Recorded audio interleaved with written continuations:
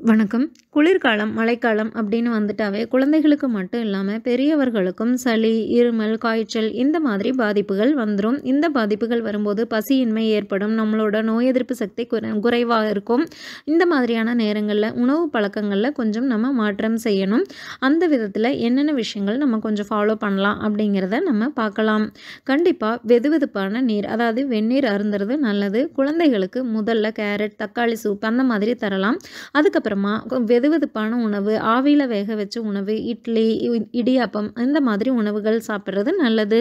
இஞ்சி, பூண்டு, மிளகு கலந்த சூப் குடிச்சிட்டு வந்தோம் அப்படின்னு சொன்னால் நோய் எதிர்ப்பு சக்தி அதிகரித்து சளி தொந்தரவு நீங்கும். முருங்கைக்கீரை சூப் குடிக்கிறது இன்னுமே நல்லது. அடுத்ததாக பார்த்தீங்கன்னா மழைக்காலத்தில் வைட்டமின் ஏ இருக்கிற உணவுகளான பழங்களான பப்பாளி, ஆரஞ்சு, அன்னாசி பழங்கள் இதை அதிக அளவில் எடுத்துக்கணும்.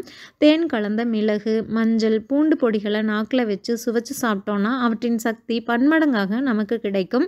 அதே மாதிரி மிளகு, மஞ்சள் போட்டுட்டு நம்ம பால் அருந்துறது ரொம்பவுமே நல்ல ஒரு நிவாரணமாக இருக்கும்.